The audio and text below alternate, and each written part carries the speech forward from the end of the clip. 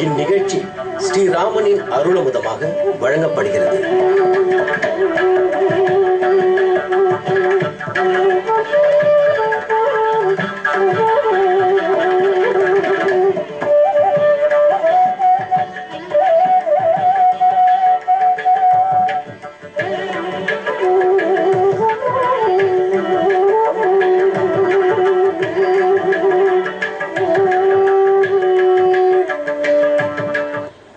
चंद्रकांताननं रामम अतीव प्रियदर्शनम रूप औदार्य गुणैहि पुंसाम दृष्टि चित्तापहारिणम. இந்த சொற்றொடர்கள் எல்லாம் வால்மீகி ராமாயணத்தில் ராமனின் வடிவழகை பேச வந்தவை. ராமன் அழகன். ராமன் என்னும் திருநாமமே அவன் அழகைத்தான் பறைசாற்றும். அவன் அழகுக்கு சூர்பனகையே தோற்றாள். சீதையும் ராமனுமாக சேர்ந்தால் இவ்வுலகத்தையே கொள்ளை கொள்ளும் பேரழகு வாய்ந்தவர்கள். சீதாராமர்களை பல க்ஷேத்திரங்களில் அத்தனை அழகோடே தரிசித்துள்ளோம். ஆனால் தற்போது வடுவூரில் இருக்கும் சீதையும் லக்ஷ்மணனையும் கோதண்ட ராமனையும் தரிசித்தால் கொள்ள போகாத நெஞ்சிருக்க முடியாது. அழகான சந்திரனை போன்ற திருமுக மண்டலம். அந்த திருமுக மண்டலத்தின் வர்ணத்தை பார்த்தால் அது என்ன சிகப்பா, மஞ்சள் கலந்ததா, மின்னல் வெட்டியதா, என்ன என்ன வர்ணம்னு சொல்ல முடியாத வர்ணம். தமிழில் தான் கூற வேண்டும். இருந்தாலும் ஆசை மிகுந்தபடியால் கூறுகிறேன். அப்படியே ரோஜாப்பு போலே ரோசா இருக்கார் அப்படின்னு நம்ம சொல்றது இல்லையா, அதை போல திருமுக மண்டலத்தில் அற்புதமான ஒரு வர்ணம். எத்தனைக்கு ராமன் அழகனோ பட்டாட்டோப்பமான அழகு. ஆனா அது ஒண்ணும் இல்லாமல் ஒரு ஆழ்ந்த தண்ணீர் கடலை போன்று சாந்தமான திருமுக மண்டலத்தோட சீதைக்குத்தான் இன்னும் எத்தனை அழகு. அவன் அழகு நம்மை கொள்ளும். ஆனால் அவள் அழகு அவனையே கொள்ளை கொண்டதே. அதனால் தானே ராமன் சீதையை பிரிந்து தற்போது தவிக்கிறான். சீதையோடு கூடியிருக்கும் ராமனை, கோதண்ட ராமனை வடுவூரில் தரிசிக்கிறோம். திருவஞ்சன திருக்கோலம் முடிந்து வில் அம்பு ஆகியவற்றை களைந்து வைத்துவிட்டு கையில் தாமரை பிடித்து கொண்டு இருக்கிறார்கள். இதோ ராமனின் திருக்கையில் ஒரு ரோஜாப்பூ, சீதை லக்ஷ்மணனுடைய திருக்கையில் தாமரைப்பூ. இது வில் பிடித்த கையா, பூ பிடித்த கையா? இது வாழேந்திய தோளா அல்லது தாமரை தண்டேந்திய திருத்தோளா? ஏதென்னு சொல்ல முடியவில்லை. ஒரு புறத்தில் வீரம், மற்றொரு புறத்தில் அழகு, இனிமை. இப்படி இரண்டும் சேர்ந்த கலவைதான் வடுவூரில் இருக்கும் சீதையும் ஸ்ரீராமனும். இதோ அர்ச்சக சுவாமி அலங்கரித்து முடித்து விட்டார். இப்ப தனி அழகு. அலங்காரம் களைந்தால் ஒரு அழகு, அலங்காரம் பண்ணிக்கொண்டால் மற்றொரு அழகு. ஆச்சரியமான திருப்பரியட்டத்தை கூட அவரே பச்சை வர்ணத்து ராமன், நீலமேக சியாமளன். இதோ பச்சை பட்டாடை, சரிகை கரை போட்ட ஆடை, ஆச்சரியமான திருமாலை ஆகிய அனைத்தையும் பகவான் சமர்ப்பித்துக் கொண்டிருக்கிறார். கோலனில் கொடிமூக்கும், தாமரை கண்ணும், கனிவாயும், நீலமேனியும், 4 தோளும் என் நெஞ்சம் நிறைந்தன என் ஆழ்வார் பாடியபடிக்கு ராமஹா கமலபத்ராட்சா, தாமரை கண்ணினன், நீண்ட கூரான மூக்கு கொண்டவன், பேசத் துடிக்கும் இதழ்கள் கொண்டவன். அவன் கருணை கண்களால் கட்டாட்சித்து காக்கப்படாதவர்கள் தான் யார்? உலகமே அந்த கருணை வெள்ளத்தில் தானே நனைந்து இருக்கிறது. ஒரு திருக்கையில் வளைந்த வில்லை பிடித்திருக்கிறார். இருபுறமும் வளைந்த வில் பல ஊரில் சேவித்திருக்கிறோம். ஆனால் இங்கிருக்கும் வில் நேரான வில். கடைசியில் மட்டும் 2 புறமும் வளைந்துள்ளன. மற்ற ஊரில் அப்படி கொக்கி போட்டா போலே வில் வளைந்திருக்கும். ஆனா இவ்வூரில் அப்படி இல்லை. இதோ வலக்கையில் பிடித்திருக்கும் அர்த்த சந்திர முகத்தோட கூடின ஆச்சரியமான அம்பு. லக்ஷ்மணன் அலங்காரத்தோட எழுந்துருளி இருக்கும் நேர்த்தி, சீதை அலங்கரித்துக் கொண்டு எழுந்துருளி இருக்கிறாள். இடது கையில் புஷ்பம் பற்றி வலது கையை தன்னுடைய திருவடி கருகிலே வைத்துக் கொண்டு ரொம்ப ஆச்சரியமான திருக்கோலம். எவ்வளவு நேரம் சேவித்தாலும் ராமனை தரிசிக்கலாம். இவ்விராமனுக்கும் சீதைக்கும் ஊஞ்சல் உற்சவம் உண்டு. சீதை புறப்பாடு கண்டருளி ஊஞ்சல் சமர்ப்பித்துக் கொள்ளுகிறாள். டோலாயாம் டோலாயாம்னு சொல்லுகிறோம் இல்லையோ, டோலோத்சவம், ஊஞ்சல் உற்சவம். முன்னும் பின்னுமாக இருவரும் ஆடுகிறார்கள். அவர்கள் முன்னோக்கி வரும்போது சீதை நம்ம நோக்கி வருகிறாள் அருள் புரிய. பின்னோக்கி போகும்போது உன்னிலிருந்து ரொம்ப உயரத்தில் இருப்பவள் யான் என்று நமக்கு சொல்லாமல் சொல்லுகிறாள். இப்படி ஓரொரு உற்சவமும் இத்திருக்கோயிலில் சிறப்பு வாய்ந்தது. தெப்போத்சவம் நடக்கிறது, பவித்ரோத்சவம் கொண்டாடுகிறார்கள். இதோ இந்த ஆடி ஆவணி மாசத்தின் போது 48 நாட்கள் வெளியிலே எழுந்துருளி திருமஞ்சனம் கண்டுருளி வரும் அடியார்களுக்கெல்லாம் அனுகிரகிக்கிறான் எம்பெருமான். இப்படி கோபாலனும் ராமனுமாக இவரை சேவித்தால் அவரை சேவிக்கவா, அவரை சேவித்தால் இவரை சேவிக்கவா?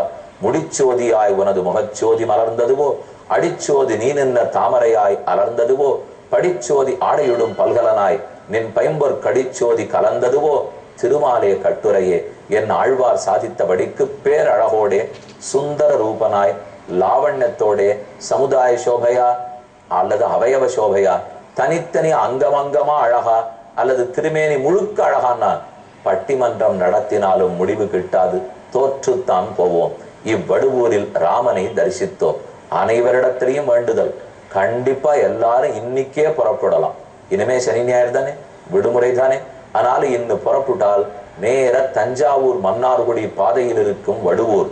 இப்ப போனா அதுவும் பகல் 10 மணிக்கா போகணும்னால் பெருமான் திருவஞ்சனம் வெளியிலே எழுந்துள்ளிருப்பார். கிட்டக்க போய் சேவித்துக் கொள்ளலாம். கண்டிப்பா நம்மளே பிரார்த்தித்து திருவஞ்சனம் பண்ணி கொள்ளலாம். அவ்வளவு தூரம் பெருமாள் ரொம்ப சுலபராக இங்கு எழுந்துள்ளி உள்ளார். எல்லாரும் வடுவூருக்கு வந்து சீதாராமர்களுடைய அனுகிரகத்தை பெற வேண்டும். இங்கு எழுந்துள்ளி இருக்கும் ஆழ்வாராச்சாரியர்களை தரிசிக்க வேண்டும். கண் நிறைய அவர் இருக்கிற பெரிய திருமேனிக்கு நம்ம மனசெல்லாம் போறாது. ஆழ்வார் மனசு முழுக்க இருந்தா தான் அவருடைய திருமேனி பிடிக்கும். இருந்தாலும் நம்ம மனசுலயும் இருக்க மாட்டாரா? அவர் திருவடி மட்டுமானும் இருக்காதா? திருமுகம் மட்டுமானும் இருக்காதா? அந்த ஆசையில அனைவரும் வந்து, குழந்தைகளோட வந்து, பெரியவர்கள் மட்டுமல்ல, இந்த விக்கிரகத்தை சேவித்தால் மயங்காத குழந்தை இருக்க முடியாது. ஏன், வயசான ஆண்களே கூட ஒரு தடவை கெட்டிய அந்த பெருமாளை அணைச்சுட்டா தேவையே. அப்படி நமக்கே ஒரு பொறாமையா இருக்கும். இங்க இருக்கிறவா கைங்கரியம் கிட்டக்க பண்றதை பார்த்து, அர்ச்சக சுவாமி தொட்டு தொட்டு பண்றதை பார்த்தா நமக்கு கூட வாய்ப்பு இல்லையானா மனசெளவுல அத்தனை பேரும் அழைத்துக் கொள்ளலாம். பெருமான் அனைவருக்கும் பொதுதானே.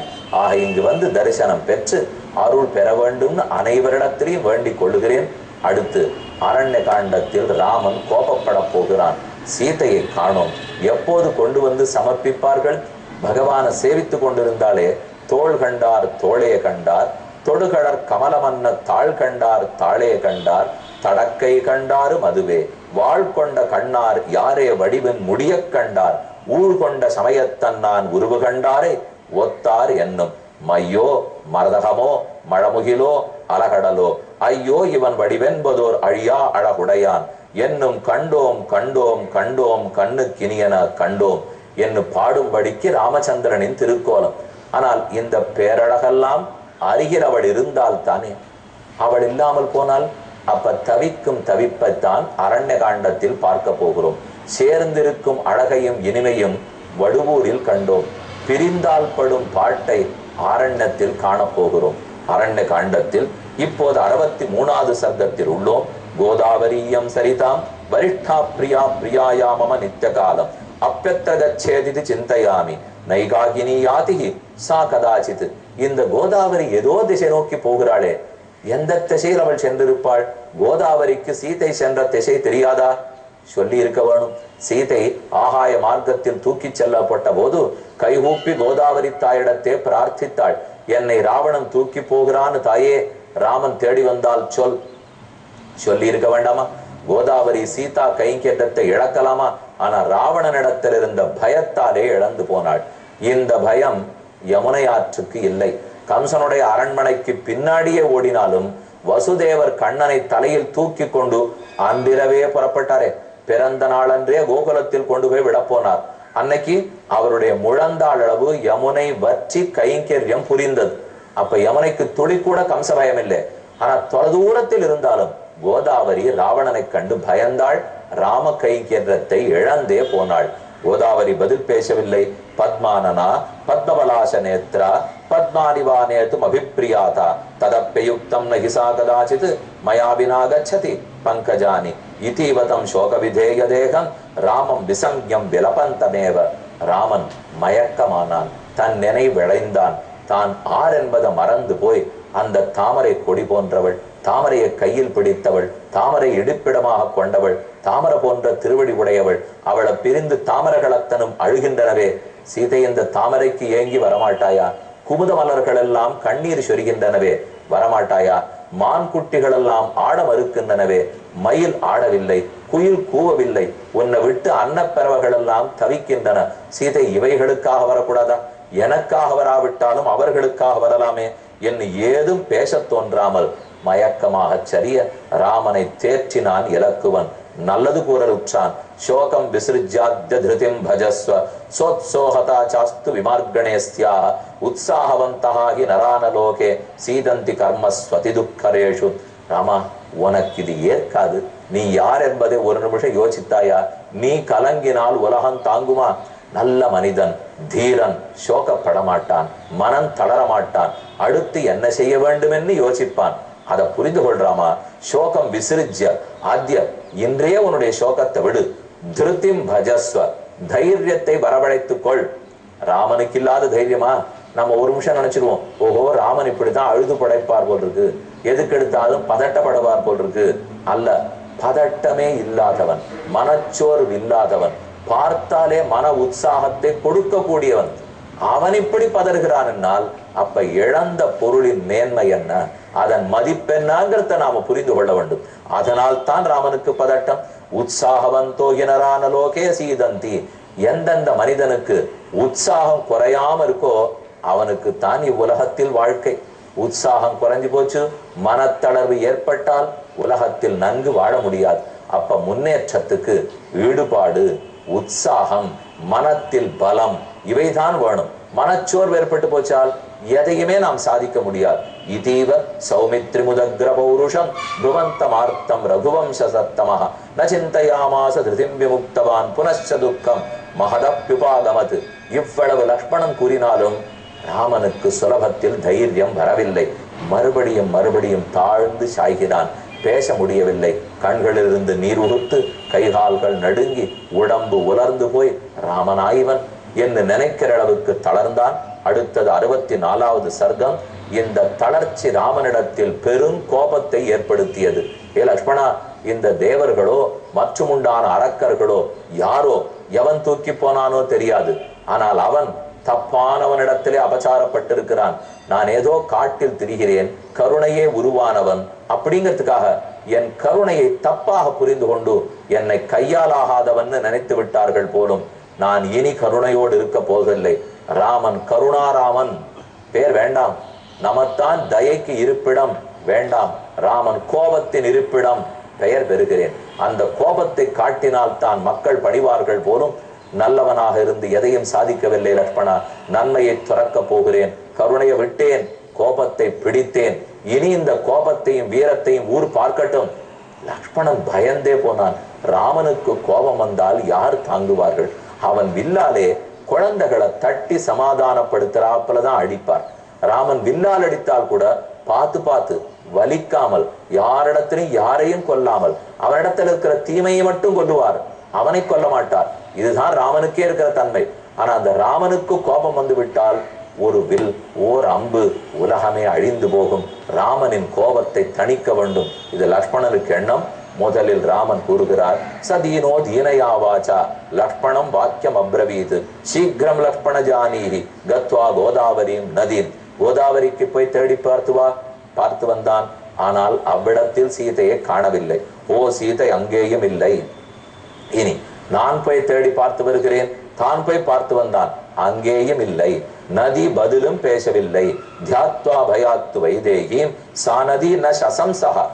ராவணனிடத்தில் இருந்த பயத்தால் அந்த நதி வாய் திறந்து பேசவில்லை. ராமன் கூறுகிறான், ஏஷா கோதாவரி சௌமிய கிஞ்சின்ன பிரதிபாஷதே கிந்து லக்ஷ்மண வக்ஷ்யாமி சமேத்ய ஜனகம் வசஹ. நான் திரும்ப போய் ஜனகருக்கு என்ன பதில் கூறுவேன்? ராமா, உன்னை நம்பி பெண் கொடுத்தேன், ஓர் மனைவி, காக்க உனக்கு தெரியவில்லையா? இப்படியா இழப்பாய்? என்னை என் மாமனார் கேட்டால் என்ன பதில் சொல்லுவேன்? இனி இந்த குணத்தை வைத்துக்கொண்டு ஒரு லாபமும் இல்லை. குணத்தை துறந்தேன், இதோ பார். தேடிக்கொண்டே வந்தபோது சீதையினுடைய ஆங்காங்கு சிதறி இருக்கிற பூக்கள், ராவணனுடைய கவச்சம், சீதையினுடைய வாசனை, அவள் கையில் பிடிந்திருந்த பூக்கள், யாரோ ஒரு தேரோட்டி சாய்ந்து கிடக்கிறான், தேரின் சக்கரங்கள் உடைந்து கிடக்கின்றன. என்ன நடந்திருக்கிறது லக்ஷ்மணா?